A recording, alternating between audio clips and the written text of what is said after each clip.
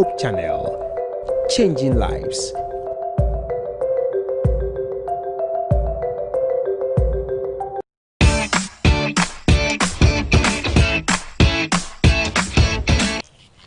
Hello, Family Life. It's your program, my program. It's another time on Family Life, my dear friend and my dear mother, father, and families. Today, we are here with you once again to educate, inform, and then also inspire you on how to be able to handle family issues. You know, it's good for all of us to live happily in families, but it's not happening that way. As people are enjoying families, others are weeping. Others are sharing tears on their pillows.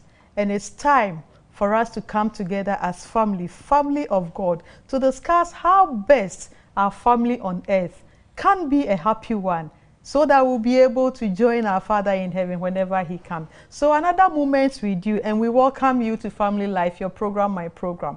Today we have Mrs. Thompson.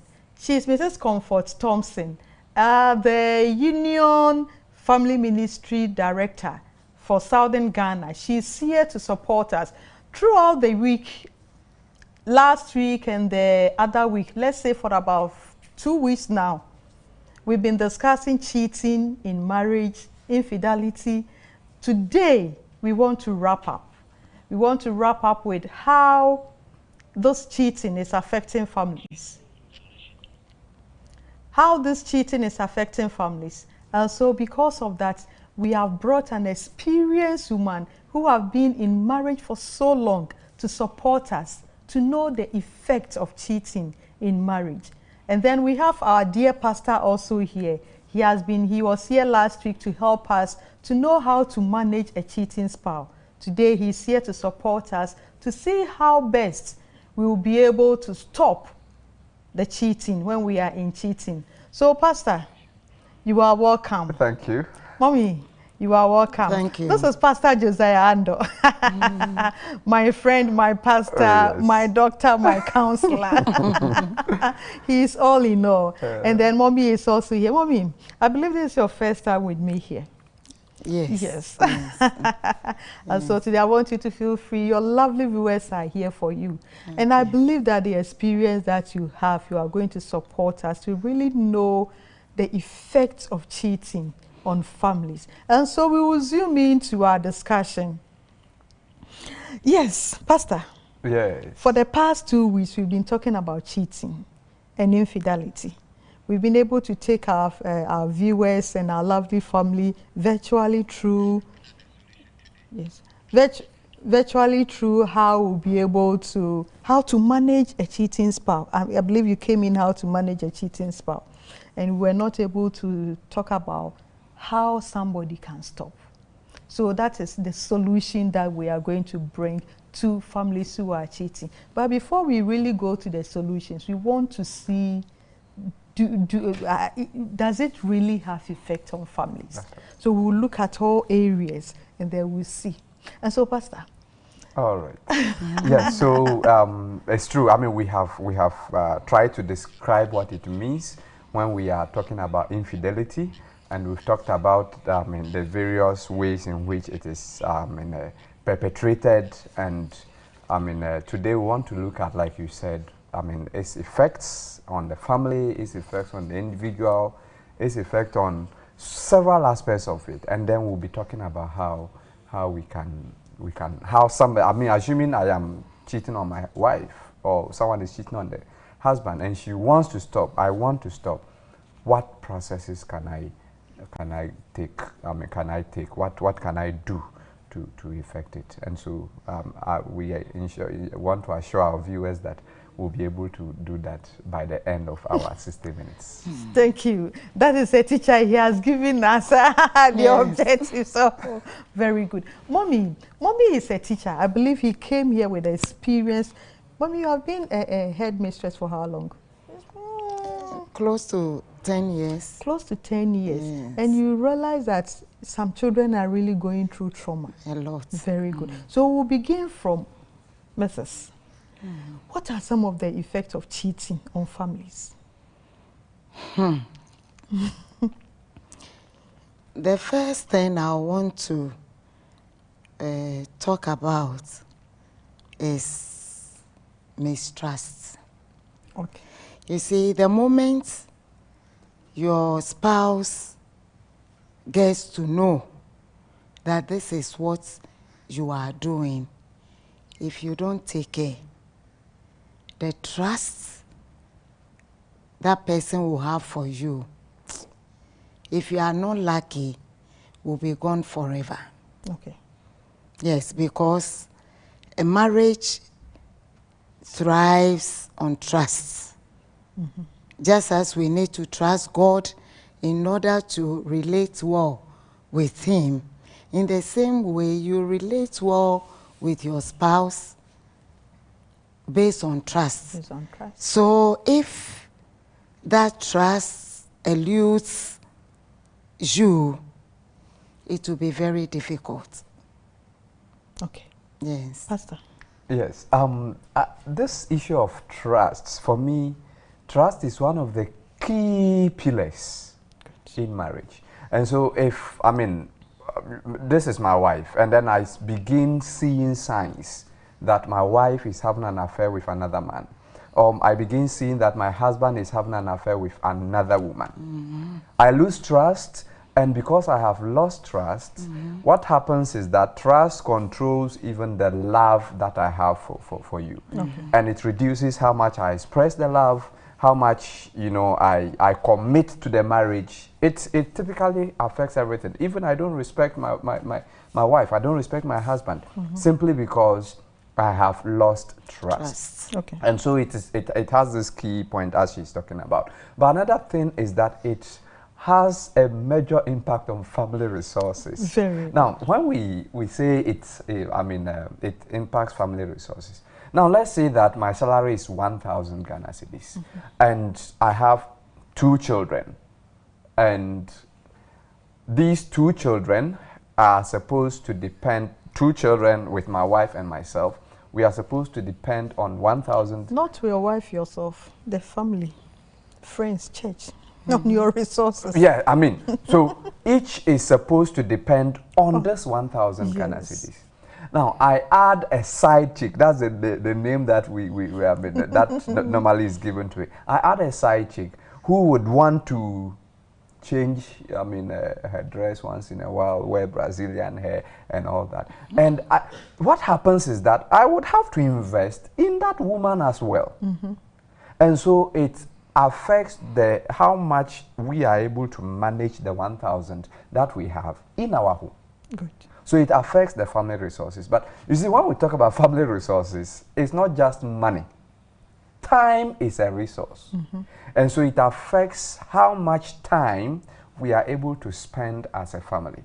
One of the things we mentioned, in previous episodes was that you don't go home mm-hmm. early, because you would have to go to work, because you still have to make ends meet. You go to work, and then you make sure you close, and then after closing, you may want to see the other person.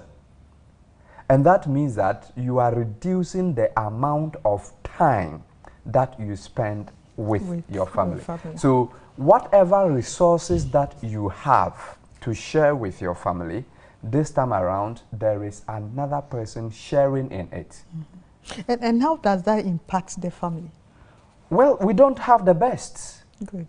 We don't have the best in the sense that because of the additional person I have taken on, my money is now, servicing more mouths. It's now feeding more mouths. And so assuming my child is sick and my child is given medicine, and the medicine, maybe she's given 2 medicines. One is costing this much, the other is costing this much. I may decide not to give one medicine and give the other, hoping that it can help cure the child. And even it has, yes, Mommy. Yes, I was going to add to what he said. You see, when that happens, there will be a lot of withholdings. He's spoken about the financial part. Sometimes we all know that of late a lot of women contribute financially to the running of the home. The moment your spouse gets to know that you are spending monies outside, definitely she will begin to reduce or even stop her support. Okay. And definitely it will affect the finances in the house. So now, if you don't put on the table, nothing happens in the house. There will be withholding of even social interaction in the home. You know, it's only a few women who may see that you are cheating and will still open up for friendship in the home. So when it happens like that, what happens? You come back from work, maybe your food will be on the table. There will be nobody to talk to. You go to bed, nobody wants to talk to you on the bed. And we know what that can cause a family. Okay. Sometimes, if you are not lucky, your wife might even tell the children. So you see the children also withholding their love. Okay. Then the biggest one is withholding of sex. If what I'm giving you is not enough, and that's why you're going out, then let me withhold mine so that you go ahead. Okay, with so what? let's still come to the family resources. You know, there are some children who even come to school empty stomach, school fees paying and the rest. And when you dig deeper, you could realize that somebody who is supposed to do certain responsibility is not doing, all because the resources that are being used to take care of another person. I mean, you see, and even though, I mean, we see more men, you know, fending for other ladies, we have married women using resources to fend for another man that she is having an affair with. Yes. And you see, the point is that for the marriage to work, it is both partners putting their resources together and ensuring that, I mean, we are combining our powers to make sure things are working. But this time around, there is somebody else who is depending on, and you see, there is nothing wrong. And they are highly demanding. There is nothing wrong with being nice to another person and dashing somebody money. Okay. There's nothing wrong with sending Momo to another person. But the moment you do it at the blind side of your partner, and you do it because, I mean, such that you don't want your partner to know, the partner too is thinking, okay, so if we are eating 3 balls of kinky, all right, it will still have to be 3 balls of kinky. And this is how much that one would cost. That is what will go into the family. But you realize that this time around, we don't have enough going into that.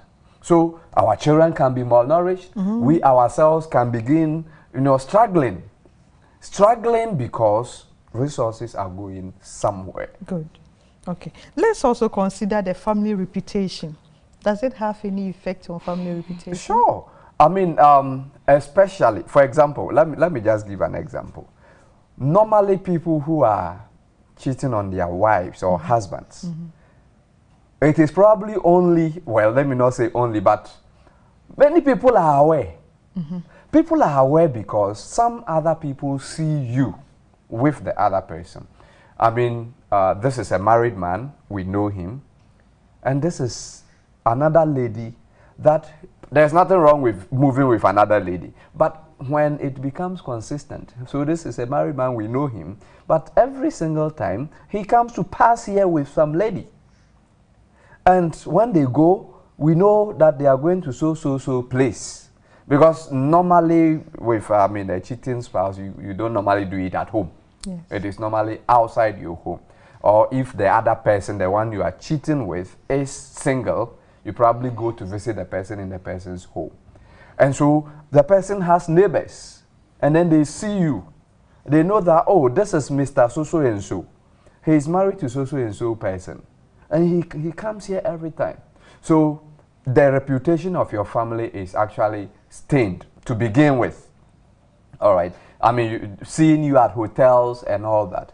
But, I mean, beyond that, we can begin talking about people even disrespecting your wife or your husband. Good. I mean, What is a married woman doing with another young man in a hotel and they are coming to pass the night there? Or somebody that we know, your wife is here, but your wife travels and then some young lady comes to be with you for the whole weekend just because your wife is traveled and all that. So people around you begin disrespecting you and disrespecting your spouse as well. But let me go a bit further and also talk about situations where infidelity leads to children. Okay. All right, so I mean, you begin sleeping with another woman who is not your wife. She gets pregnant. You ask her to abort it. She will tell you, no, I'm afraid that I will die. And then the child comes in. What happens? There is, you know, in the first place, there is some stigma on that child. Yes. And then as it moves on, that child may, because you would have to play the father role in the life of that child. That child comes in and then he or she, the child would have to come into your family, and people around know that this person has this child out of wedlock. I mean, it is a whole lot. Yes. So your family's reputation is at stake the moment cheating or infidelity set in. Mom, let me come to you. We have heard a lot about people saying cheating has implication on generational curses. There are some generational curses associated with it. How far is this? Well, it depends on the type of lens the person is using. Okay. But we all know that it is the soul that sinners that will die. Yes. But sometimes, you see, because whoever is cheated on becomes very sad and wears a lot of pain, most of the time you find people cursing. And sometimes the evil one will always want to take advantage of these things we say when we are sad or when we are angry. So definitely Satan can take advantage of that. But despite that, when it comes to cheating or infidelity in marriage, it is the soul that sinners that will die. You see, so if you are a man and you go about cheating, unless there is a case that somebody has places on the other person, and you don't live a life that way, because God forgives sins. So maybe you forgive yourself. But mommy, there are certain times that, for instance, you have a wife and you went to date another lady, and then the lady is in love with you. But you know that when your wife gets to know of it, it will be an issue. So where you are heading towards, you decide to stop. All of a sudden, then this lady becomes embittered and begin to shower curses and other things. Wouldn't that really affect you, the one who cheated on her? If you have sincerely spoken to God, you see, we know the wages of sin is death. But the Bible also says that when we confess our sins, He is faithful and just to forgive and to cleanse us from all unrighteousness. But mommy, the forgiveness is there, but you pay. Don't you pay? You pay. Don't you pay for our sins? Like my pastor said. Yes. You see, where you'll be paying for is the scar that you leave behind. Okay. Maybe there's a child. Maybe there's a child out of that relationship. Definitely, you'll be paying in a way, because now somebody will be coming every month, somebody will be calling every day or every week to inform you about a sick child, or school fees that has to be paid, or money that is short in the house and everything. So you'll be paying and feeling not only physical cash that you'll be paying, but you will now be feeling the weight of whatever you did. Okay. So it is a punishment. Okay. and you may regret, but the scar remains, because that child will always be there and that woman will always be there. Even if you decide to discuss with your wife, who may forgive you and agree that you bring that child to the house, that woman will still want to have contact with that child, and you forever regret. Okay, so well, Pastor, the concept of generational curses. You see, it's a debatable subject. But let me say that in the Bible we have God talking about He will visit the iniquity of the fathers unto the children to the third and fourth generation. That is where the concept of generational curses. In other words, I have done something and then my children will suffer for it and all that. But there is that aspect where it says that it is the soul that sins that shall die. The fathers will not go eat sour grapes and then the children's teeth will be set on edge. In other words, God is not going to hold me responsible for a mistake that my father made. That is when it comes to issues of salvation. For this reason, personally, I stand with the issue of we have generational consequences. Of actions. In other words, if I should do something, it's likely to affect my children and their children and their children. And because we have some in the Bible, Abraham is a perfect example to us. Pastor, we will come back. We will continue. Let's go for a short break. All right. Viewers, we are going for just a quick break. We will come back and we will come and consider these generational consequences that Pastor was talking about. Because indeed, if we look into the Bible, you really have an example. We have an example in the Bible where Abraham, with Sarah and Hagar, we have Ishmael and Isaac, and the fight has continued up till now. We have two religious bodies fighting each other, all because of this. Do we say cheating on the part of Abraham? We will go for a short break. When we come, we'll get to know what is there. Thank you. Don't go away. We'll be right back. All right.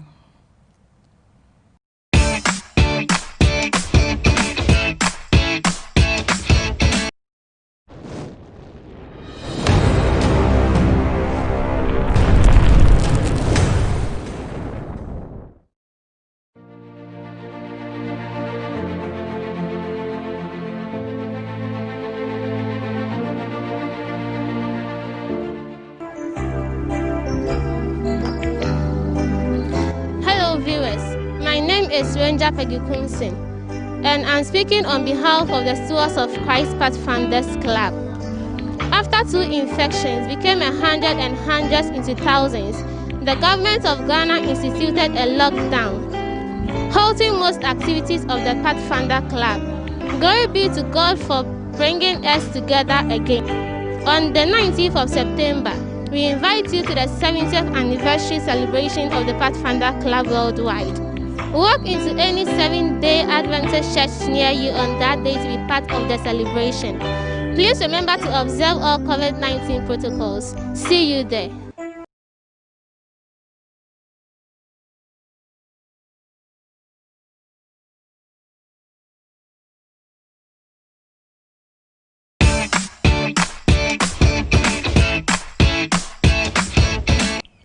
Welcome. You are still on Family Life, your program, my program.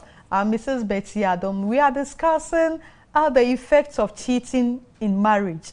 And then we will possibly find solutions to this cheating. And if somebody wants to stop, how the person will be able to stop. We were discussing about the generational consequences before we went for break. And I'm here with Mrs. Comfort Thompson and then Pastor Josiah Andor. Pastors. Pastor Mrs. No, we are all pastors because this is she's a wife of a very prominent pastor. Yeah, so we were on generational consequences. I was talking about the fact that some people talk about generational curses. In other words, it's like, because your father did this, that is why you are suffering this. Yes. Right. But then, when we look at it as a curse, it is like nothing that I will do can change it. Okay. And so I would normally want to describe it as generational consequences. In other words, Abraham has done something, and because of what Abraham has done, there is a consequence on his child. Okay. And it continues over and over and over and over to the next.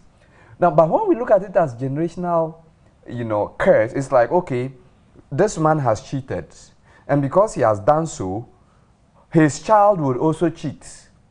And then this one would also cheat. And it will continue. In other words, there is nothing that you do that will change it. To reverse it. But it is more of a social issue than a spiritual issue. Let me explain. Okay. That, you see, this is me, who is married to my wife, and I begin doing what we are talking about. I begin chasing other women. My child is watching. My child is seeing it. And my child would eventually learn to understand that, well, it is normal to actually have other women aside your wife. And my child is likely to repeat exactly what I have done. So the likelihood of copying from parents is there. Okay. And for me, And when it we are... becomes a cycle sometimes. Yeah, so it becomes a cycle. Not because it is a curse in the family, but because we are actually tempted to learn from... I mean, it is the way... If you compare the way you do your benquang to that of your grandmother, Almost the same. you realize it is almost the same, because your mother learned from her mother and you learned from your mother. And your daughter is likely to do same. In the same vein, it happens with the way we relate with people. The way the way he even talks to other ladies. The child will learn to talk to them like that. And it is likely to become a cycle. But it may not be something like, okay, this is a curse. As for this family, that is what they do. If you have a family, and I'm talking directly to our listeners, if you have a family where they say, oh, as for my family, we cheat, it is not in your blood. That as for you, you cheat. It is because probably you see it happening around you. And you think it's normal. So you do it. You can make a difference in your family. Okay. Okay. Good. So well understood. So we have generational consequences of the actions. Yes. If really we decide not to stop and decide to copy. So it will have, so mine will have consequences on my children, theirs will have consequences on their children, and it can go on and on and on and on. Any psychological effect on cheating? Yes, a lot. I mean, for me, I think it is one of the major ones, and it affects both the cheater and the, should I say cheatee? I mean, the one who is being cheated on. I mean, I see my wife is having an emotional affair with another man. I feel inadequate. That is the first thing. I feel so inadequate. Am I not enough for you? Especially when it is the woman doing it, the man's ego is completely shattered. And it leads to a lot of depression. Okay. So if one of the major causes of depression is a spouse or a partner who is not faithful, because the person makes you feel that, I mean, I am inadequate, and that is why he or she is going for the other person. So there is that, so it brings about depression. It brings about, especially on the part of the one doing it. Okay. The one doing it also feels a sense of guilt and anxiety. Now, when we talk about guilt, you know that this thing you should not be doing. So you are always anxious.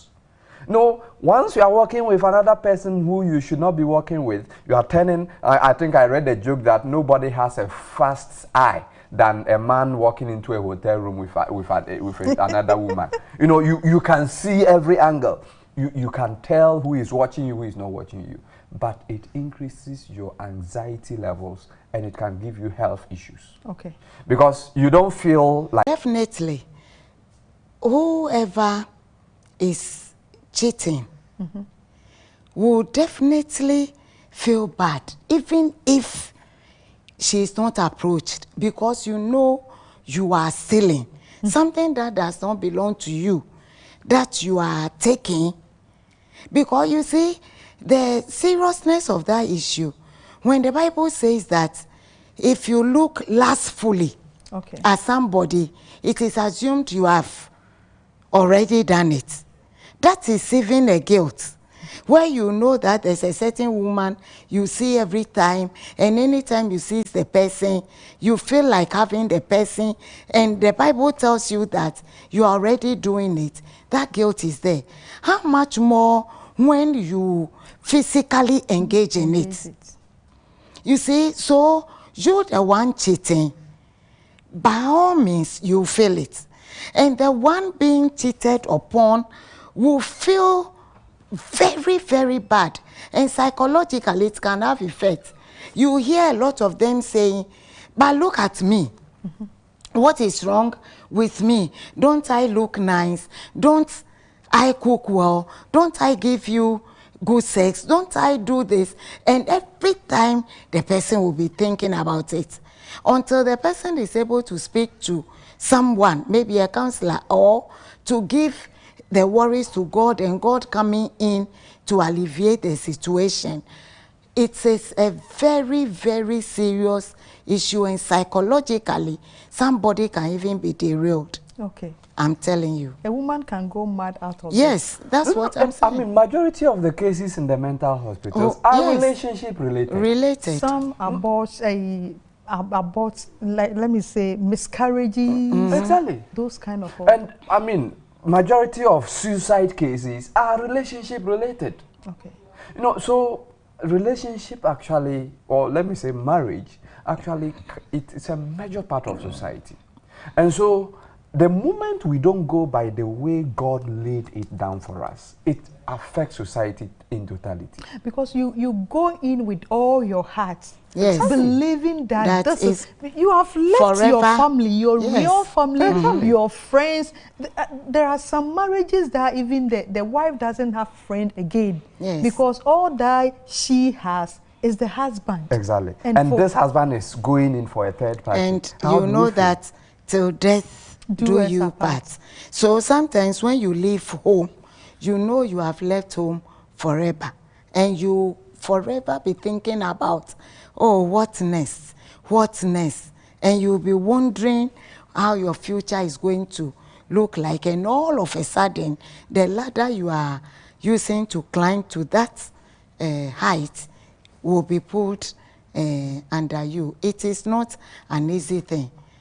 And sometimes you even be wondering what to do. So imagine you are a man, maybe a church leader, and you cheat on your wife, and your wife decides not to forgive you, but to divorce. Psychologically, at your workplace, wherever you find yourself, you cannot be normal again. So, you see, it is a very serious issue, and I think as we are discussing it, especially Christian couples, because now it has become a norm. Excuse me to say, you listen to the media, and it's like even ministers of the gospel are doing it. Church elders are doing it. People who profess to be Christians are doing it, and you wonder the kind of society. And it's like now the media has also come to enhance it and to make it easier. Appealing. Very appealing. People are doing sexting, people are doing phone sex, people are watching pornography. So it's like the world is even helping people in Christendom to even engage in these things. And it's affecting us greatly. It's affecting our children. It's affecting us. Now you preach Christianity and people feel that whatever they are doing outside is what we are also doing. So what are you talking about? Yes. And so, this walks us into the spiritual effects. Yeah, sure. I mean, automatically we know that it is a sin. And whoever sins has missed the mark, and sin would separate you from God. and that is the worst thing that can happen to anybody. And this is one reason why we would have to stay faithful to the marriage vow. You see, it is much more serious. People see marriage as a social contract. No. But it is more deeper. I mean, they are even making me to speak bad English. It is deeper than that. Because it is actually a covenant that you make in the presence of God. And that is why, you know, marriage should be taken, you know, that seriously. That vow is made before God, that you are going to stay with this man, stay with this woman, forsaking all others, and stick to. And you see, it is actually the standard that God set for us. Yes. So the moment you move away from it, you are moving into sin, and you are moving away from the banner of God. Inviting a lot of, I mean, foreign things into the family. David, anytime, I mean, David is noted for this. But when it happened, you realize what example Nathan gave him. It is a very, very serious sin. And that is why it is amongst the 10 commandments. Do not commit adultery. Pastor, before you go on, let me just announce our WhatsApp line and then the call line. So viewers can send in their questions to 055-968-0066. And you can also call on 0302959065. Just as we told you, it's an interactive session. We want to hear from you as we are discussing. If you have contribution, you can contribute. If you have questions to Sofumami, as we normally use in our local language, Mami Sofumami is here to support us, and then Pastor is also here to support us, for us to be able to know what is really wrong. But Pastor, before you continue, I just want us to quickly go into solution. What should we do? Because it has so many effects on the society, on the family, on the church, on our finances, and even on our, if we don't stop, it can continue, the action can continue. Affects your own health. I mean, it's even serious. your whole personality. Yes. You just look like a managing director. You are in an office and you are cheating. As soon as you are coming, everybody just look at this man. You lose respect. Even when you are talking to somebody, the person begins to read into your actions and say, aha, or bekao. Yes. And then this man, we know him, he's there going, he's just spreading. Anyone that it's like a favor. Somebody says, he is doing people favor by just giving out everything. I will give you small. So you have one child here, one child there. Anywhere you are transferred to, you try to give birth. So by the time you are old, so what do we do? And you build houses for the women that you give birth to.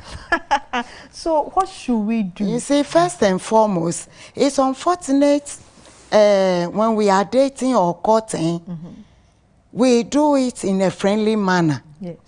With the exception of those who may have hurriedly gone into marriage because maybe there's pregnancy or something. But you see, we become friends before we even marry. Unfortunately, if you look at a lot of homes now, we are no longer friends the moment we marry. And it becomes an issue when issues like this crop up, because it's only a genuine conversation, dialoguing, talking about the issue. First of all, accept that this is a problem. Okay. Don't run away from it. You see, some women are cheating on their husbands just because anytime there's something around sex and they want to talk about it, a lot of Christian men will say, oh, you are spoiled, you are bad. So it makes a lot of women swallow whatever issues they have with their sexual life that they feel is not going on well. And the moment you continue to stop the person, some women will say that, oh, then let me try outside and explore. and see how it will be like if I engage with another person. And sometimes women will just do that and they become satisfied that, oh, after all, if my husband doesn't recognize the need that I have satisfied myself, and some stick to that. And that's why they are saying that now a lot of married women are cheating on their husbands even more. If the men's percentage is between 25 to 75, some are saying that the women are even doing it more. And so you can imagine the gravity. So accept it. Okay. Talk about it. And the moment you accept it, without denying, you now plan to do something about it. So acceptance is very key. Accept, talk about it, then you decide to do something about it, either with a counselor or with the God who has always called us to come so that we reason together. Good. All right. I like the fact that, I mean, Mrs. has spoken about acceptance. You see, but with this, we are talking about the person who is into cheating. Okay, so you would have to be willing to stop. Okay. If that willingness is not there, there is absolutely nothing that can be done. So first of all, you have to be willing to say that I want to end this, because it should not continue.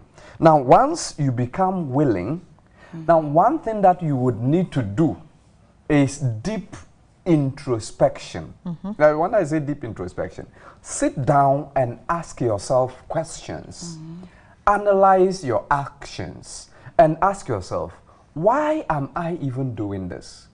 And by the way, anybody who goes into cheating has a reason. Okay. The reason may not be justifiable, but there is a reason. Sometimes it is because my wife is not giving me what I need. Therefore, I would need to get it out there. My husband is not giving me enough money, and this man is giving me money. So I would want to go out there with him. And I want to, you know, there are a number of reasons. Now, once you find out this is my reason for doing it, then you are halfway toward the solution, in the sense that now this introspection will help you to know your motive, and then you ask yourself, is it not possible to meet this same motive in my home? And this is where you will need the help of your spouse. In some instances, I mean, let me just assume that, I mean, you are into it. Your wife hasn't caught you, your husband hasn't caught you, but after listening to this program, you want to end it. That is fine. You may want to, solicit for help at home by asking for what it is that you do not get at home that you get out there. For example, this is my wife who is refusing to give me so and so sex style. Okay. But that woman out there gives it to me. Talk to your wife. Yes. And she's likely to understand that, look, my husband needs this, and it is not a sin against God. Therefore, we should be able to do it together. And before you realize, you are likely to be getting something even better at home than what you were getting out there. So you may need the help of your spouse. But if your situation is like that, it is more, difficult, because some cases may be, chronic, I would put it. It's like that you are so much into it that it is difficult, then you may need to speak to a professional counselor. Reason is that it becomes a habit. And when you are breaking a habit, you may have to go through some therapy to be able to break away from that habit. So you may need that one. But what you don't have to forget, just for the sake of what we are saying, is that when you are into this kind of habit, there are some people close to you who may not be helping. Start getting rid of such people. Good. There are friends that you know. As for these friends, when I'm with them, we can talk loosely. about stuff that are immoral, and that one can lead me into it, start moving away from those friends. You know, when we are dealing with addiction problems, we talk about taking away the trigger. Whatever is the trigger, you have to make sure you take it away. And in this case, sometimes some of your friends and the kind of conversations that you have, the films you and watch, the kind of books you read, the kind of movies you watch are a trigger. So if you are able to identify any of these as triggers to the action, you get rid of them. So you move away from those friends, you desist from reading certain books, you don't watch certain movies. Some are addicted to porn and all that. And it is actually that which is making them to seek some kind of pleasure out there. So you make sure you try to break off from anything that is making you to do that. Okay. Pastor, before you go, we have some questions that we need to address. Okay, let me mention the last one. Okay. When you have broken off from that trigger, there is the need to replace it with something else. Okay. And so replace it with time with the family. Increase time with your family so that you don't get bored and then go back. And I believe that with this intervention, God would come to your help. Thank you, Pastor. So we have some questions here, viewers, we want to read so that we all go through. Good evening, Sofumame. Sofuyere. How do you react to a cheating wife? Yakubu Kentampo. How do you react to a cheating? You see that really your wife is cheating. How do you react to it? Anger, love, or beatings? In the first place, a lot of Christians think that because the Bible even gives permission for divorce when there is infidelity, a lot of Christians think the best one has to do is to get out of that marriage. But sometimes we need to have the heart of God, the heart that has forgiven us since we were brought into the world. They said in sin they conceived us, and because of that, sin has become part of us. But God is ever ready. No matter whatever lengths we go, God is ever ready to forgive us. So in the first place, assess yourself. Who am I? You see, you need to know who you are, and then you'll be able to respond well to whatever comes your way. So ask yourself, can I have a forgiving heart? Now, if I have that heart, then what is the next step? That is where I always say that you first have to get close to the situation and dialogue, especially when the person accepts the wrong. It is true, I've done this. Why did you do that, my dear? Maybe she will say, you are not giving me attention. Maybe when we have sex and I want to talk about it, you don't do this. Or maybe you are not giving me the affection that I need, or you are not giving me emotional support, and that pushed me to do that. Now, if you are ready to forgive, then see the needs of the other person. Good. I'm not saying that anybody, being male or female, is justified. Maybe you see that you have a need, so this is what you have to do to satisfy that need. That is also wrong. But we are human, and because of that, we are all fallible. Okay. You know, so if it happens and you want to forgive, so like my questioner, for instance, or a person is behaving. So well, I don't know what the person is trying to say. Voice out as in, okay, give the person a megaphone and start saying my husband is cheating on me. No, not necessarily. I believe that people should be given the platform to talk, but it's not about letting people know that my husband is doing this or my wife. We've already talked about the fact that it affects the reputation, and it affects even you, the one who is the victim. So yes, people should be given the chance to talk. And that is why they are professionals. when it comes to the issue of the church, pastors are normally given some form of training in counseling, even though not exhaustive. But at least, I mean, every pastor goes through some 3 or 6 credits of pastoral counseling and psychology or sociology. So he will be able to manage it some way. But when it gets serious, the person should probably seek a professional. And there are times that the victim will just need a listening ear, not any intervention, just somebody to hear her story, somebody to hear his story, and he's fine. Okay. Another one, our wives are now... Before you come, I think the question, the second person, I think is a lady.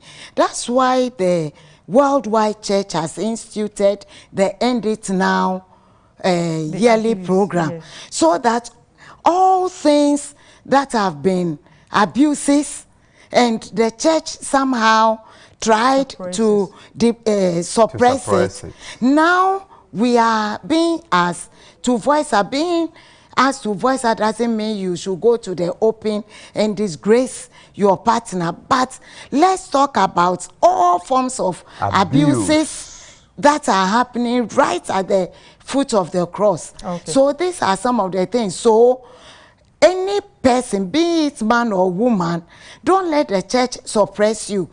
Definitely there can be a channel where you can voice out what is happening, because what kind of church are we, what kind of image are we presenting when maybe, excuse me, pastors or elders are doing this, and every Sabbath we are allowing them to mount the pulpit?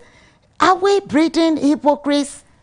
Okay, so that's the question. Are we breeding hypocrites? The last one we want to talk about is saying that our wives are now looking down upon us, especially when the women are earning a little more income than the men. This is also thing that causes the cheating. Please, how can we overcome this as men? Okay, I don't want to believe that. I sincerely don't want to believe he's trying to say, because my wife looks down on me, I should cheat. I'm sure that's what he's trying to say, but I just don't want to believe it. I mean, the fact that your wife looks down on you does not mean go and cheat. Okay, but of course, please, whether you earn more than your husband or not, and whether you earn more than your wife or not, it should not matter in the kind of respect that you give to each other. There should be mutual respect, and our respect should not be based on the money that we have. It should be based on the fact that we love each other and there is that mutual respect. But if the reason for which anybody says that he's cheating is that the wife is not respecting him or the wife does not regard him, then it is quite unfortunate. But you don't base on that to say because of that you want to cheat. I mean, what will that add to your money? No. No, it will not change the situation. So my name is Genius. Sorry, please. My name is Genius from Asante Asokore. My question is that if your husband intends of cheating due to some actions of the wife, like not having sex with her due to the work of the woman is working whilst the man is not, is it okay for the man to cheat? No, it is never okay for anybody to cheat for whatever reason. Cheating is not good. But I think the scenario he's given is that because I don't know whether it's because of the type of work, or the fact that the man is not working. Okay, if the fact that your husband is not working does not mean you should not give him what is due him. I mean, when I say what is due him, our bodies in marriage belong to each other. So you don't have to deny each other of sex. And like Paul says, if you are giving yourselves to prayer, go ahead and give yourselves to prayer. We are not praying for these 2 hours, and so for these 2 hours we will not have sex. But when you are done praying, go back so that the devil will not get a place in your family. And now our sister Joyce is also saying that in the north, men sees cheating to be nothing, be part of them. But if a woman cheats on the husband, they talk of divorce. Is it very, very, this is very, very unfair at all. May God bless our marriages. Joyce, God will bless our marriages. Amen. And we are saying that whether you are a man or you are a woman, cheating is not good. And it's something we shouldn't encourage. Please, can we give our last words to our, so far so good. The time isn't enough, but still we need to, what should we tell our viewers? For the past 3 weeks that we've engaged them on infidelity and cheating, what should be our final words to them? Yes, okay, my dear viewers, if you are a perpetrator, it's time for you to decide that I am ending it tonight.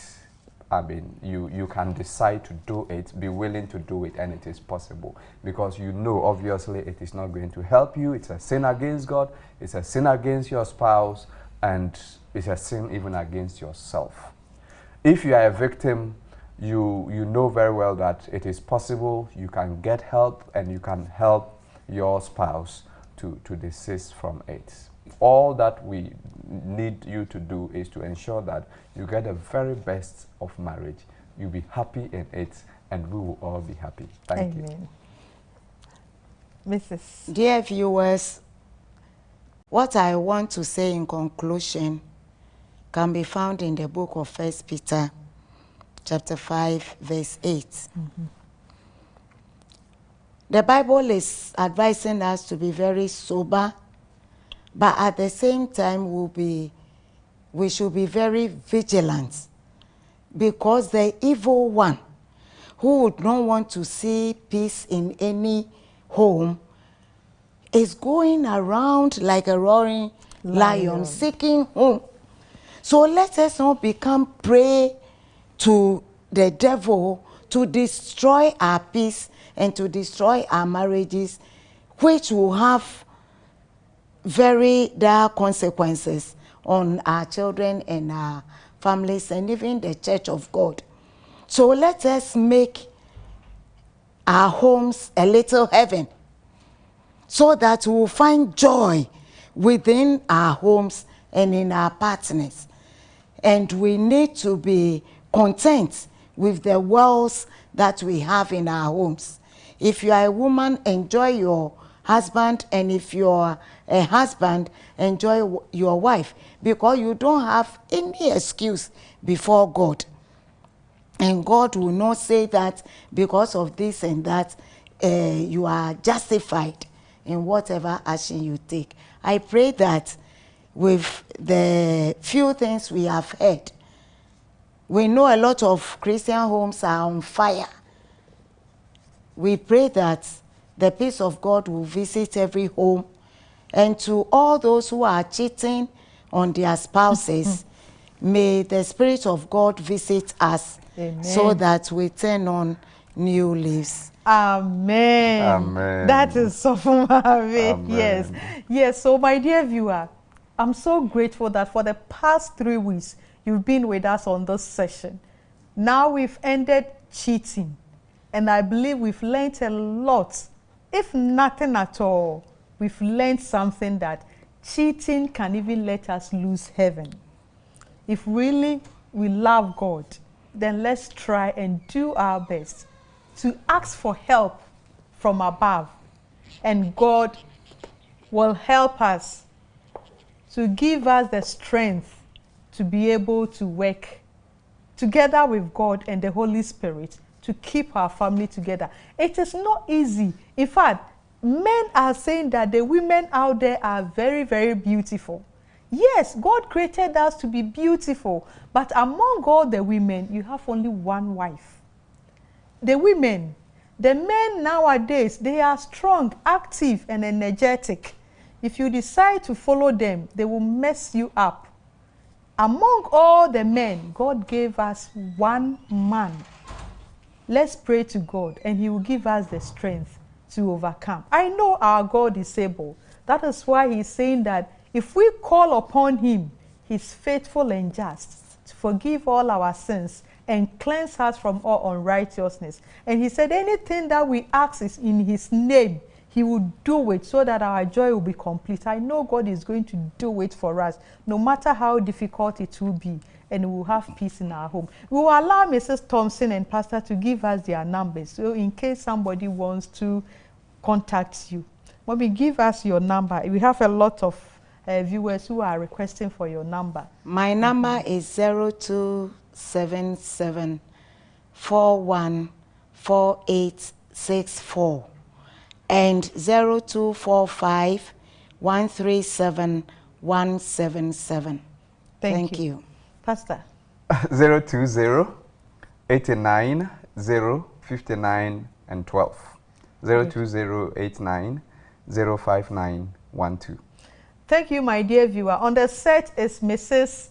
Neelamte Thompson, and then Pastor Josiah Ando, and your usual host, Mrs. Betty Adam. Until we meet next week, we want to say a very big thank you to our viewers and to our crew, Matthew, all the guys who have been working for Family Life to be on the set. We say thank you so much, and God be with you. Stay glued to your set every Thursday, 8 p.m. and let's interact. Family Life is your program, it's my program. I love you. Stay cool and let God reign in our marriages.